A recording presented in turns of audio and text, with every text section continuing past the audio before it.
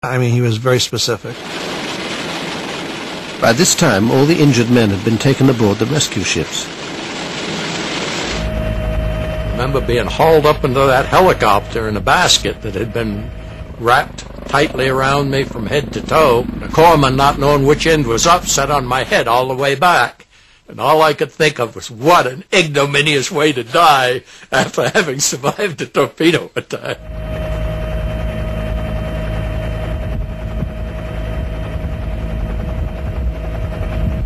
They took the wounded and the dead off and took them to the USS America, where we were then taken into their hospital area.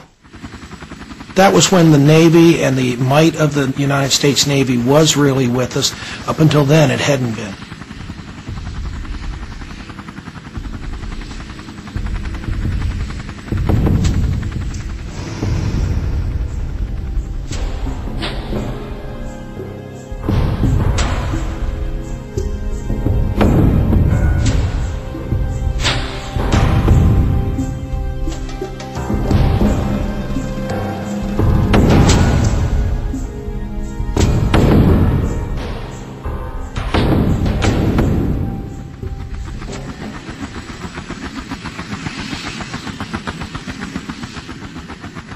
An unarmed American ship had been attacked by Israeli planes and boats.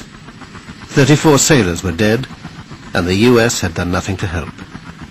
For the first time in 35 years, we can explain why. The theories cast light on the tangled web of American-Israeli relations. Some people suspect the ship might have been overhearing information on Israeli operations in the Sinai.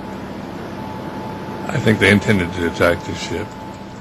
Exactly why they wanted to, I'm not sure.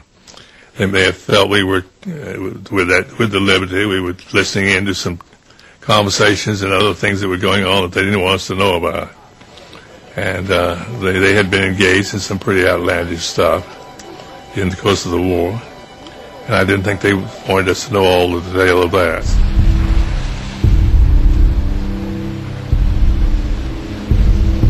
I don't think that we would have cared. America was not an enemy. There was nothing they could in any way involve us, threaten us, concern us. No. I don't even know what were the task of the Liberty. What their purpose? To find out how the war was going on? I don't know.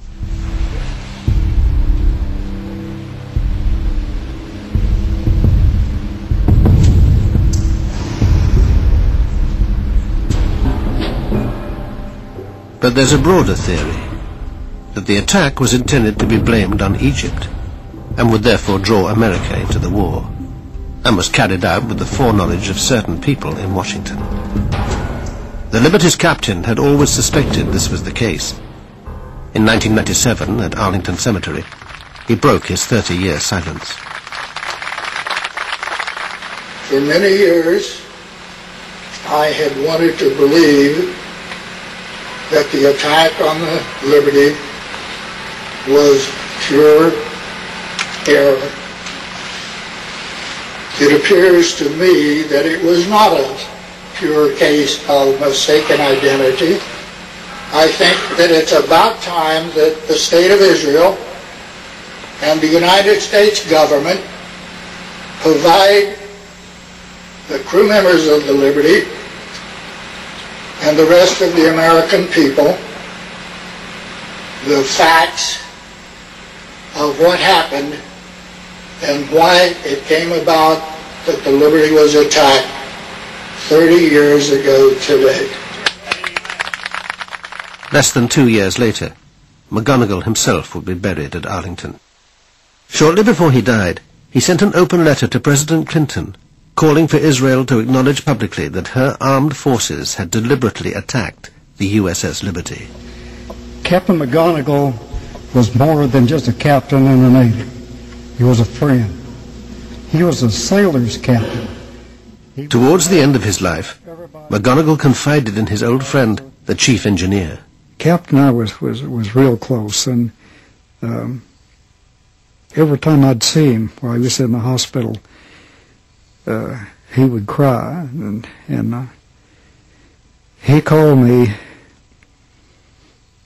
a few years, 2 or 3 years before he died. He was going to be in Washington for me to come up there, and I sat in the room with him. We chatted a while, and then he got started telling me that those SOBs really did us in, George. And I said, what are you talking about? McGonigal went on to say that if the Liberty had been sunk with all hands, the blame would naturally fall on Egypt and her Soviet backer. We were guinea pigs to be sunk, and then we could say Egypt and Russia did it. That way the United States could have stepped right in and helped Israel. We found evidence that this was part of a larger plan hatched by Israeli and American intelligence to invade Egypt and overthrow Nasser, a plan codenamed Cyanide. A key figure was James Angleton, Israel's closest friend in the CIA, and unique beneficiary of a memorial from Mossad.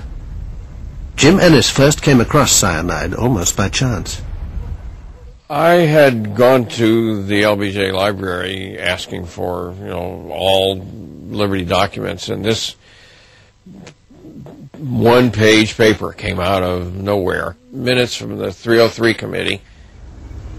The 303 committee was a secret group that used to meet at the old executive office building, round the corner from the White House. 303 committee was simply a device for examining covert operations of any kind and making a judgment on behalf of the president so he wouldn't be nailed with the thing if it failed. Here in April 1967, the committee met to discuss a sensitive Defense Department project. It would involve the Liberty with a highly risky submarine operation to help Israel. Scribbled on the minutes is a note: submarine within UAR waters, another term for Egypt. Especially the fact that this was in the Liberty file suggested that this had to do with the submarine that was near us and with cyanide and all the other things. Dave Lewis had also heard about cyanide. One of his officers had told him the ship was carrying secret documents in connection with a submarine project. He said, there are sealed orders in my safe for Project Cyanide that involves communication via submarine in case of war. That's all I know about it. The orders were never opened. When the attack took place, there wasn't time. So I don't know what they said. What connection could this mysterious submarine have had with the Liberty? And why was it being discussed a full 2 months in advance of the war? The operation is still so sensitive that we could get no comment from US or Israeli intelligence. Operation Sinai. If I heard about it, I heard so. What was it?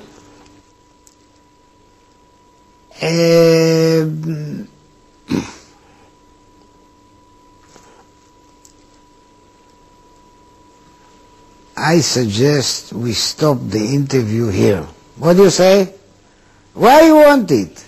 Why would you not be able to speak about Operation Cyanide? It's 34 years since.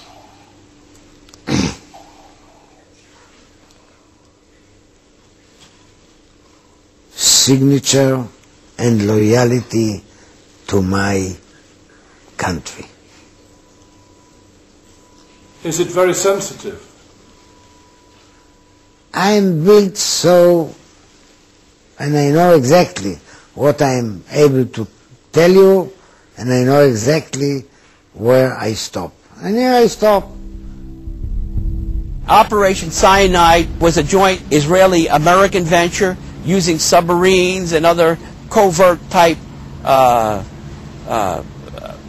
intelligence-gathering efforts against the UAR. But that has a logical explanation. The explanation is the UAR was totally Soviet-equipped. They had Soviet advisors.